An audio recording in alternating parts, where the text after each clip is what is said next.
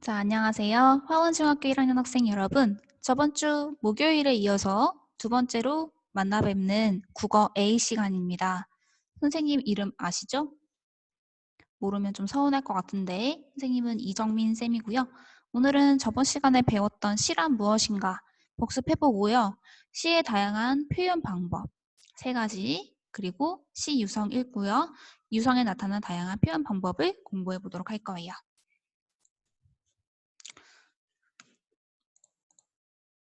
자, 저번 시간에 배운 내용을 복습해 볼 건데 교과서 13쪽에 필기했던 것들을 보시면서 확인해 보면 되겠습니다. 자, 먼저 시란 마음속에 떠오르는 다양한 나의 생각이나 느낌을 느낌이 앞에 와도 상관없겠죠.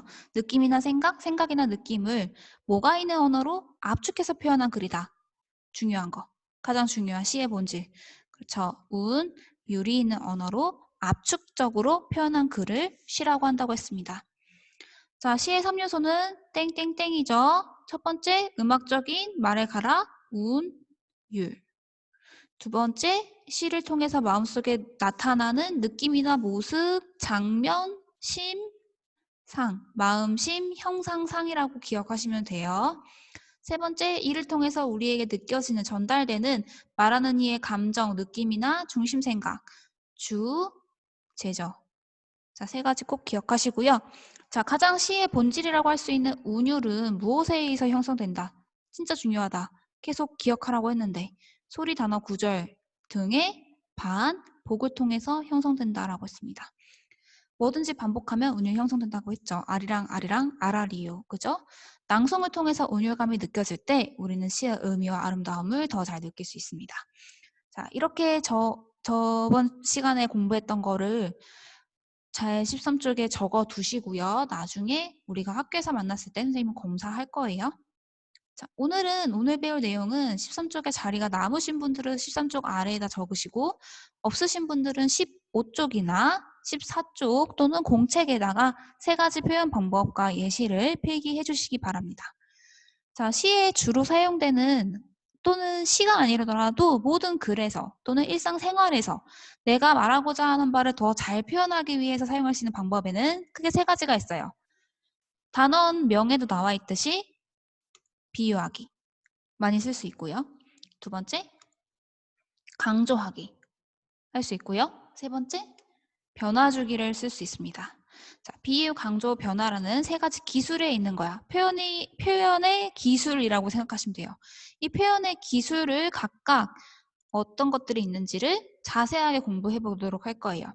비유, 직유, 은유, 의인, 강조의 과장, 반복, 영탄, 대조, 과반, 영대라고 외우고요.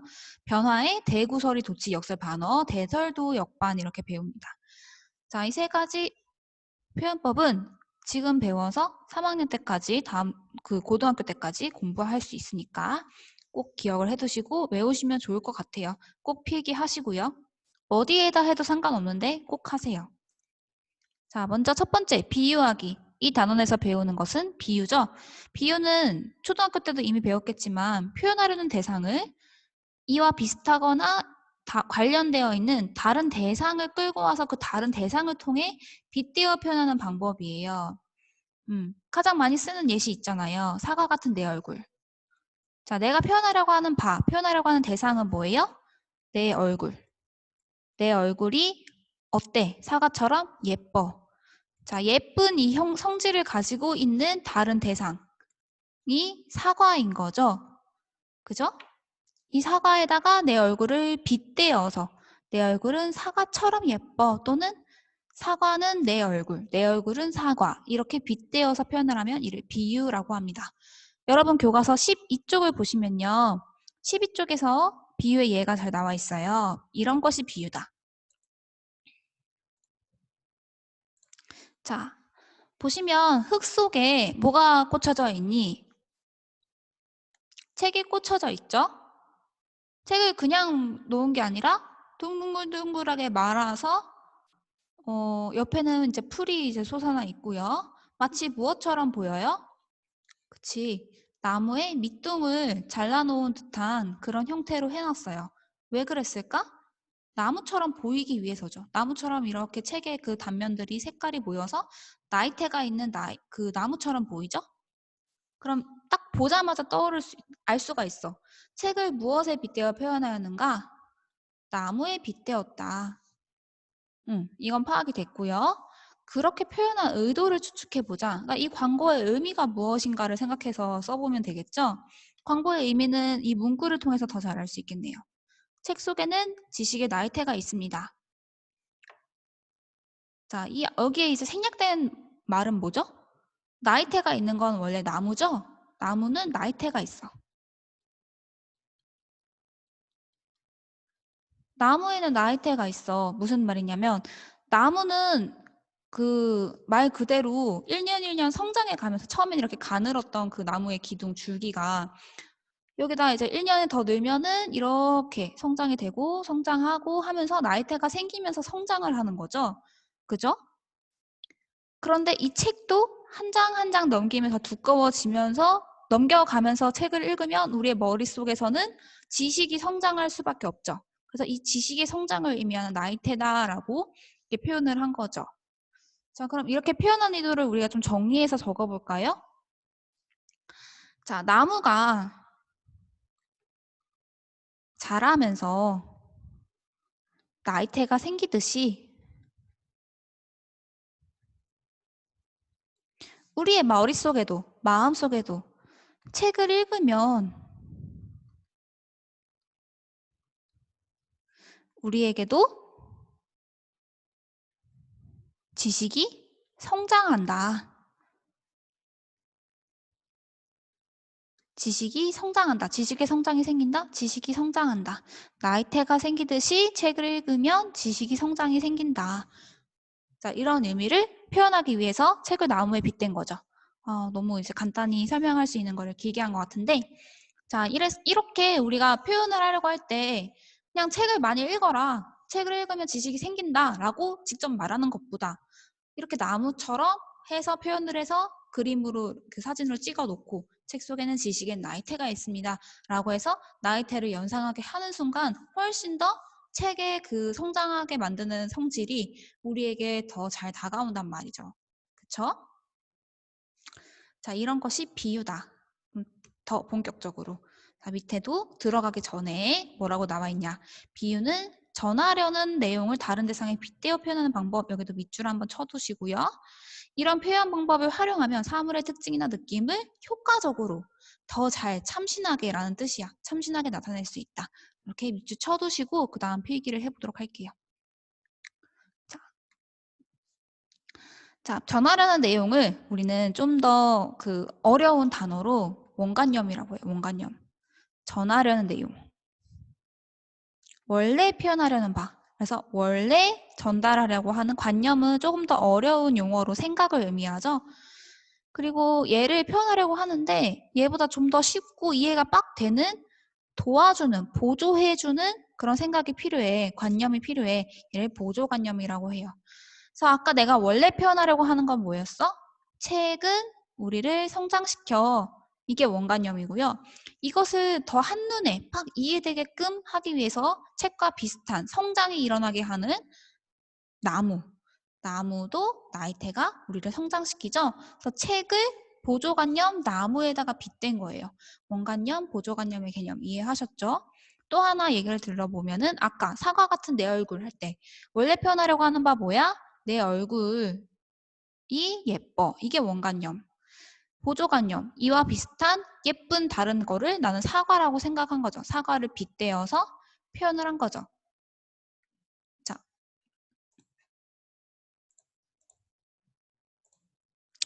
자, 그래서 정리를 해보면 비유하기에는 세 가지 방법이 있어요. 직유법, 은유법, 의인법. 사실 이것 말고도 화류법, 풍유법 여러 가지가 있는데 제일 중요하고 여러분이 꼭 아셔야 되는 거 세 가지만 일단 하겠습니다. 자, 먼저 직유법에 대해서 공부할 거예요. 여러분 이거는 교과서 17쪽 아래에 나와 있기 때문에 예시만 추가해서 필기를 하시면 되고요. 다음에 나오는 강조하게 변화주기만 필기하면 될 것 같아요. 자, 비유법에서 직유법 지규법이란 원관념과 보조관념을 직접적으로 연결해서 표현하는 거예요. 마치 흡사, 가치처럼 등의 연결을 통해서 직접 연결을 할 때 직접 드러나게끔 비유했다. 그래서 직유법이에요. 자, 예시를 볼까요? 사과 같은 내 얼굴. 낑깡처럼 상큼한 1학년 학생들. 아주 간단하게는 처럼 같이 듯이 인양 이런 말들이 보이잖아? 그럼 바로 직유법이야. 이렇게 간단히 외워도 돼요. 근데 좀 더 이해를 하자면 원관념과 보조관념을 직접 연결했다고 했죠? 자, 사과 같은 내 얼굴. 원래 표현하려고 하는 바 뭐야? 사과야 내 얼굴이야? 내 얼굴이죠? 원관념. 사과가 빌려온 보조관념이죠. 사이에 뭐가 있어? 가치와 같은 직접적으로 연결해주는 연결어가 있죠. 자, 그리고 여러분이 낑깡처럼 상큼해서 선생님이 한번 써봤는데 1학년 학생들은 낑깡처럼 상큼하다라는 말을 하고 싶은 거죠. 그럼 내가 원래 표현하려고 하는 바는 낑깡이야, 1학년 학생들이야. 1학년 학생들이죠. 얘가 원관념이죠. 원관념은 1학년 학생들이 상큼하다라는 말이야. 그러면은 얘를 상큼함을 표현하기 위해서 빌려온 관념이 보조관념은 낑깡이죠. 이 사이에는 연결해주는 연결어처럼이 들어있죠. 자, 원관념과 보조관념을 직접적으로 연결해주고 있죠. 그래서 직유법이다라는 거. 자, 필기를 해두시고 원관념, 보조관념도 꼭 적어두세요. 자, 이게 직유법이구나. 자, 그러면 다음 두 번째 방법. 은유법. 자, 직유법이 직접 비유해서 직유법이라면 은유법은요. 은밀하게, 몰래 또는 은은하게 비유를 해서 은유법이에요. 은밀하게 비유를 했다는 건 뭐냐면 직접적으로 이게 은유인지, 비유인지 아닌지를 문장 자체의 형태만 봐서는 파악할 수가 없다는 뜻이야. 자, 나는 학생이다. 이것은 책상이다. 이 완전 기본적인 문장의 형태죠. 주어 서술어. 주술 관계를 가진 그냥 기본적인 문장의 형태란 말이야. 무엇은 무엇이다. 자, 이게 비유인지 아닌지 알 수가 없죠. 그죠? 비유가 되려면은 잘 생각을 해봐야 돼. 이게 비유가 숨어 있는지 아닌지를 생각을 해봐야지 알 수가 있어요. 자, 내 마음은 호수요. 내 마음은 호수이다. 똑같잖아. 문장의 형태는 똑같잖아. 그죠? 근데 잘 생각해보면 내 마음은 호수가 아니란 말이야. 그지? 내가 호수라고 했죠. 마치 호수처럼 잔잔하고 너를 향해 기다리고 있는 그런 점이 공통되기 때문에 내 마음이라는 내가 원래 표현하려고 하는 원관념을 이와 비슷한 성질을 가진 보조관념인 호수에다가 빗대었는데 이 빗댄 거를 티를 하나도 안 내고 일반적인 문장의 형태, 나는 학생이다, 이것은 책상이다, 내 마음은 호수이다. 똑같은 문장의 형태, A는 B다라는 문장의 형태로 숨겨서 은밀하게 비유를 하고 있단 말이야. 그래서 은유법이라고 해요. 원관념과 보조관념이 간접적으로 연결됐죠. 직접적으로 막 처럼, 듯이 같은 용어가 없이 간접적으로 연결돼서 A는 B다와 같은 일반적인 문장의 형태로 표현될 때 은밀한 비유, 은유라고 한다. 꼭 기억해 두세요. 외워. 은유는 내 마음은 호수요. A는 B다. 간접적인 연결. 필기를 해두시고 외우시고요. 자, 다음. 이번에는 세 번째 비유의 방법인 의인법. 자, 의인법은 아주 쉬워요. 따라했다는 거야. 사람을 따라했어. 사람 흉내내는 방법이란 뜻이에요. 자, 사람이 아닌 동식물이나 무생물, 개념을 사람처럼 표현할 때 의인법이에요. 예시를 두 개를 가져왔어요. 첫 번째 예시는 꽃이 웃는다. 자, 벚꽃이 활짝 피어서 여러분이 고개를 들었을 때 여러분을 향해 바라보고 살랑살랑 흩날리면서 인사하는 것 같아. 웃는 것 같아. 자, 인사하고 웃는 행동은 사람만 하는 행동이죠. 꽃은 실제로 그런 행동을 할 수가 없잖아. 그럼 꽃을 사람인 것처럼 의인화한 거죠. 의인법을 쓴 거죠.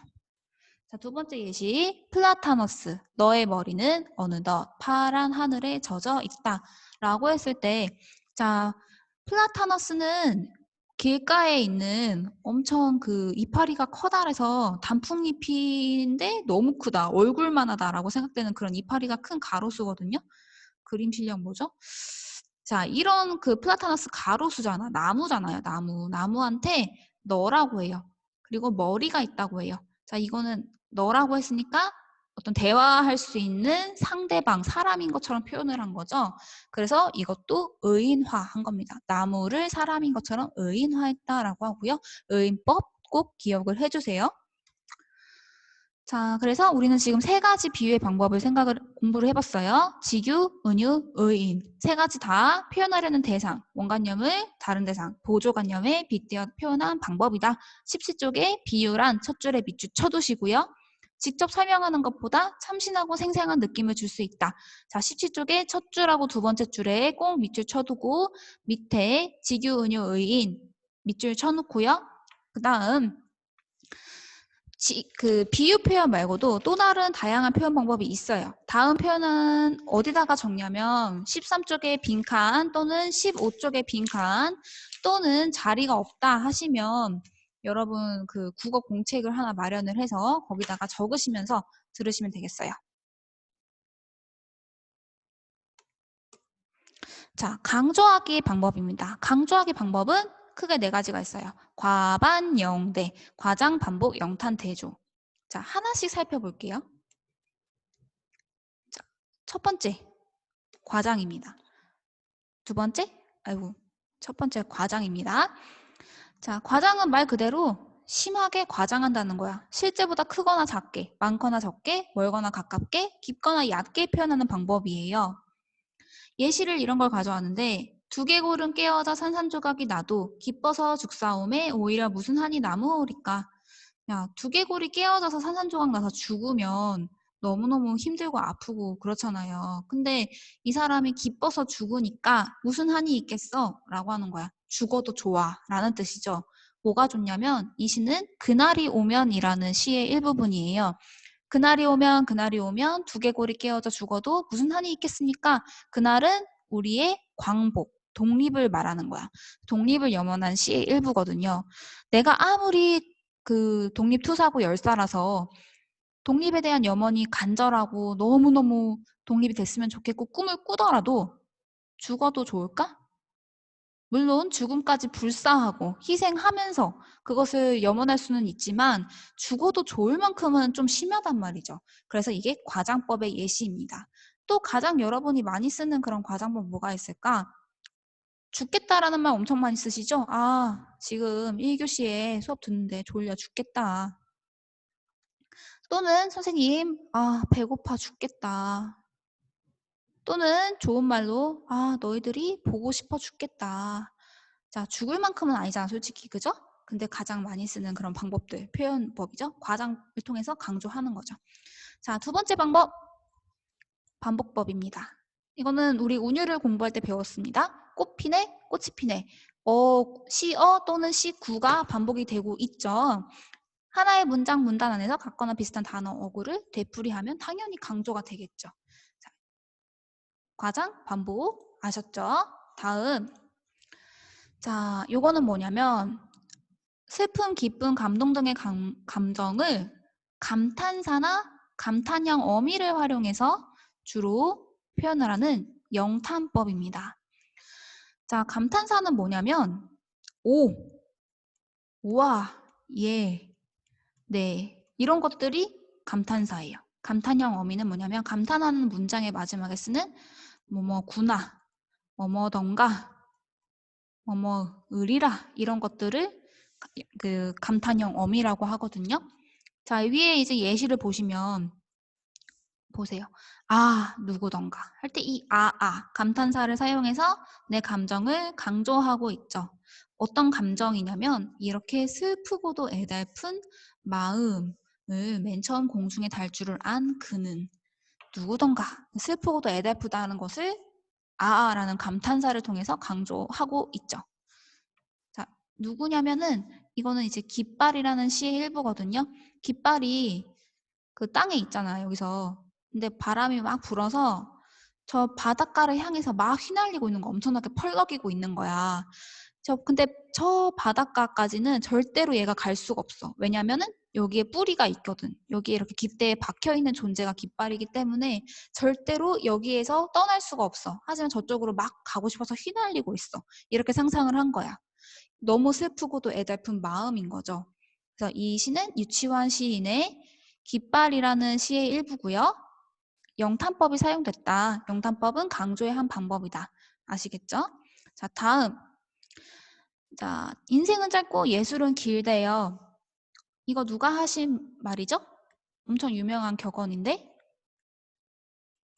소크라테스. 자, 그리스의 철학자, 수학자, 예술가인 소크라테스가 인생은 짧고 예술은 길다라고 했을 때 이 사람이 하고자 하는 말은 뭐였냐면 그렇잖아. 뭐 미켈란젤로, 뭐 베토벤 이런 사람들이 죽은 지 한참 지났는데 지금도 이 사람들의 예술 작품은 남아있죠. 아트는 길단 말이야. 아트는 남아 끝까지. 이 말을 하고 싶었던 거야. 내가 하고 싶었던 말은 이 말인데 이 예술은 길다는 것을 강조하기 위해서 어떻게 했냐면 이것과 비교되는 차이가 매우 큰 길이의 차이가 크잖아. 짧고 길다니까. 짧은 인생을 갖다 댐으로써 비교하면서 강조를 한 거죠. 이렇게 차이가 있는 두 대상을 갖다 대면서 내가 하고자 하는 말을 강조하는 것을 대조법이라고 합니다. 대조한다. 비교랑 비슷하죠. 근데 비교는 공통점을 말하는 거고 대조는 차이점을 부각시키는 것을 대조라고 합니다. 꿀팁. 자, 인생은 짧고 예술은 길다. 기억하세요. 자, 그래서 우리는 과장, 반복, 영탄, 대조라는 강조하기의 방법을 공부했습니다. 필기를 꼭 해두시고요. 다음 넘어가겠습니다. 아이고. 자, 과장, 반복, 영탄, 대조 이렇게 마지막으로 한번 기억을 하시고요. 자, 세 번째 변화주기의 방법. 자, 변화주기라는 건 말 그대로 문장에서 딱 전체 글에서 튀게끔 보이게 하는 거예요. 변화주기에는 5가지 방법이 있어요. 대설도역 반이라고 기억을 하는데 대구법, 서리법, 도치법, 역설법, 반어법이야. 변화주기가 사실 좀 가장 어려워요. 어떻게 어려운가 하나씩 볼게요. 자, 첫 번째 대구법은 간단해요. 별은 밝음 속에 사라지고 나는 어둠 속에 사라진다. 문장의 형태가 비슷하죠. 은 뭐뭐 속에 사라지고 뭐뭐는 뭐뭐 속에 사라지고 그죠? 구절을 맞세워서 서로 대응되게 하는 거를 구절이 대응된다라고 해서 대꾸법이라고 해요. 이거는 뭐 이해가 되네. 변화를 어떻게 준 거냐면 전체 글 속에서 얘네 둘만 형태가 비슷하게 딱 나타나면서 형태의 변화가 생겼다라는 뜻이에요. 자, 두 번째 그 변화 주기의 방법은 서리법인데요. 서리법은 뭐냐면 누구나 다 인정하는 사실을 의문문으로 제시해서 강조하는 거예요. 일부러 의문문으로 제시했다는 거죠. 무슨 말이냐? 예를 보시면 사랑도 눈물 없는 사랑이 어디 있는가 라고 했어요. 사랑도 눈물 없는 사랑이 어디 있는가? 무슨 뜻이 결과적으로 하고 싶은 말이? 모든 사랑은 눈물이 있어. 이 말이죠. 그럼 눈물은 약간 비유가 된 거니까 눈물로 표현되는 것은 슬픔이 있다. 또는 고통이 있어. 또는 아픔이 있어. 이 말이겠죠? 모든 사랑에는 아픔이 있어. 고통이 있어. 이 말을 하고 싶었던 거야. 그렇죠. 부모님이 너희를 사랑하고 하지만 사랑하기 위해서 밥도 해줘야 되고요. 사랑하기 위해서 공부도 챙겨줘야 되고요. 사랑하기 위해서 니네가 짜증을 내고 말 안 들어도 참아줘야 되고요. 너 얼마나 고통스럽고 아프니. 그럼 너희가 부모님에 대해서 사랑을 하기 위해서 어떻게 하니? 말 듣고 싶지 않은데 네 하고 참아주고요. 부모님의 뜻을 위해서 하기 싫은 공부도 열심히 해주고요. 부모님 도와드리기 위해서 동생도 돌봐주고 여러 가지 일들을 하잖아요. 또 사랑 진짜로 그 연인 간의 사랑도 마찬가지죠. 모든 사랑에는 고통이 있단 말이죠. 그럼 이 말을 그냥 하면 되는데 그렇게 말하면 너무 좀 재미가 없잖아. 당연히 아는 걸 왜 말해? 이럴 수 있으니까 강조하기 위해서 야 눈물 없는 사랑이 어디 있는지 알아? 어디 있겠어? 라고 물어보면 듣는 사람이 생각을 해본단 말이야. 맞아. 아, 그렇네. 눈물 없는 사랑은 없네. 라고 듣는 사람이 생각하게 만듦으로써 좀 이렇게 강조가 되는 거죠. 그래서 변화를 주는 거죠. 문장의 형태의 변화를 주면서 우리에게 그 의미를 좀 더 한 번 다시 생각해보게 하는 그런 방법을 서리법이라고 합니다. 자, 마지막. 자, 문장의 형태를 아예 바꿨어요. 문장의 순서를 바꿔서 강조하는 방법을 우리는 도치법이라고 합니다. 고슴도치 아니고요. 도치, 뒤집어서 치환했다, 바꿨다 이 뜻이에요. 뭘 바꿨냐면 문장의 원래 기본적인 순서. 우리말의 문장의 기본적인 순서는 주, 목 또는 보 또는 마지막에 술, 서술어가 뒤에 오는 문장의 형태가 우리의 문장의 기본적인 형태란 말이죠. 근데 지금 보세요. 이 문장. 오라 이 강변으로. 오라가 서술어죠. 이 강변으로 부사어예요. 방향을 나타내주는 말. 자, 그래서 원래 문장의 형태대로 하려면 강변으로 와라 이거란 말이야. 근데 그냥 강변으로 와라 라고 하면 시 같지가 않고 내가 하려고 하는 말이 강조되지가 않죠. 그래서 문장의 형태를 순서를 일부러 바꿔서 서술어를 맨 앞으로 뺐어요. 서술어를 맨 앞으로 도치를 하면서 오라 라는 말이 또는 이 강변으로 라는 이 장소가 강조가 되는 거죠. 문장의 순서를 변화를 주었기 때문에 변화주기에 해당됩니다. 여러분 이해되시나요? 조금 어려울 수 있지만 적어보시고 예시를 꼭 적어두세요. 얘는 개념보다 예시가 더 중요해. 예시를 적으시면서 이해할 수 있을 것 같아요. 자, 다음 마지막 2개 남은 거 공부해 볼게요. 자, 변화주기의 2가지 방법. 얘는 좀 철학적인데요. 인생에서 있을 수밖에 없는 이런 일들을 표현을 하려다 보니까 표현법이 된 경우야. 자, 얼핏 보기에는 잘못된 표현 같은데 사실은 그 속에 진실을 담고 있는 표현. 표현은 모순이나 진실인 경우. 자, 예를 들어서 결별이 이룩하는 축복이래요. 자, 결별은 뭐냐면 결과적으로 진짜 끝에 이별이란 뜻이죠. 그럼 뭐야? 보통 끝이 나면 슬프죠. 응? 이별하면 슬프잖아. 그리고 누가 돌아가시거나 이 세상에서 사라져버린 거야. 얼마나 슬퍼? 다운. 근데 그게 축복을 이룩한대. 축복은 얼마나 밝고 희망적이고 아름다운 거예요? 그래서 참 잘못된 표현 같단 말이야. 근데 생각을 해보세요. 자, 이 시는, 이 구절은 이형기 시인의 낙화라는 시의 일부예요. 낙화는 꽃이 떨어지다라는 뜻이야. 자, 나무에서 꽃이 하는 역할은 뭐예요? 수분을 해서 여기에 꿀벌이나 나비나 이런 애들이 와서 그, 그, 뭐야, 그, 그 꽃가루 같은 거를 옮기고 또는 지가 떨어져가지고 꽃가루를 옮기고 해가지고 얘네도 수정을 하고 새로운 씨앗이 생기잖아. 이 씨앗이 땅에 떨어져야 어떻게 돼? 심어져가지고 여기서 싹이 트고 새로운 생명이 탄생을 하죠. 낙화라는 거는 죽음이라는 거는 생명의 죽음이라는 거는 이 자연에서 반드시 있어야만 하는 새로운 생명의 탄생을 가지고 오는 축복이란 말이야. 새로운 탄생을 가져와요. 그래서 맞는 말이죠. 그리고 인간관계에서 그럼 결별을 생각해보자. 인간관계에서도 마찬가지라는 거죠. 사람과 사람이 만났어. 너무너무 행복하게 사랑을 했어. 근데 이 2사람이 헤어졌어. 그러면은 아 너무 슬퍼 끝이야 이렇게만 될까요? 아니죠. 헤어져야지만 이 사람과는 헤어져야지만 더 나한테 맞고 새로운 더 좋은 감정과 경험과 그리고 배울 수 있는 점들을 가져다 줄 수 있는 새로운 사람을 만나면서 내가 더 성장할 수 있는 거죠.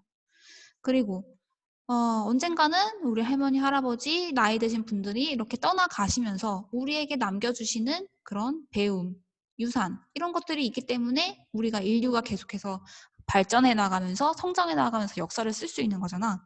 그래서 맞는 말이야. 자, 이런 거를 우리가 뭐라고 하냐면 역설이라고 해요. 삶의 역설. 좀 어려운 말로 패러독스라고 합니다. 패러독스. 삶의 역설, 패러독스. 잘못됐지만 그 속에 진실이 있는 경우 역설이라고 합니다. 기억하시고요. 자, 다음 마지막. 좀 쉬워요, 이거는. 실제로 표현하려는 것과 일부러 정반대로 표현하면서 내 뜻을 강조하는 거야. 가장 쉬운 예는 이거죠. 자, 너네가 10시에 일어나가지고 선생님한테 갑자기 밴드로 채팅을 걸면서 선생님 저 지금 일어났어요. 어떡해요? 이러면 선생님이 아 괜찮아. 잘했어. 라고 할 수 있어요. 근데 이 잘했어가 정말 잘했다는 의미일까? 아니죠. 잘한다 할 때 그 의미죠. 그죠? 너희가 이제 부모님들이나 이제 평상시에도 그러잖아. 와, 너무 잘한다. 이럴 때 놀리려고 잘한다라고 할 때가 있죠. 표현하려는 것과 정반대로 표현함으로써 그 놀리려는 그 의미가 훨씬 더 강조될 때 이것을 우리가 반어라고 합니다. 반대로 말한다. 자, 예시를 보면 먼 훗날 당신이 찾으시면 그때 내 말이 잊었노라. 잊었노라. 잊었노라. 자, 지금 정말 잊었기 때문에 이 말을 할까요? 잊은 사람은 이런 생각을 아예 하지를 않아. 그지? 당신이 먼 훗날 나를 찾으시면 나를 찾겠지? 나를 찾으면 뭐라고 할까? 이런 생각 자체를 안 한다고요. 이 생각을 한다는 것 자체가 나는 아직 못 잊었어. 잊어야지. 그리고 너가 물어보면 나 잊었어 라고 말을 해야지 라고 하는 걸 보니까 이 사람은 지금 반어법을 사용해서 못 잊었다는 것을 더 강조하고 있는 거죠. 자, 이런 것들이 변화주기다. 자, 대구법, 서리법, 도치법, 역설법, 반어법 이렇게 5가지 변화주기의 방법을 공부했습니다. 자, 여기까지 하고 필기 못하신 부분 있으면 잠깐 쉬면서 필기하시고요. 다음 이어서 간단하게 심상에 대해서도 공부를 해볼게요.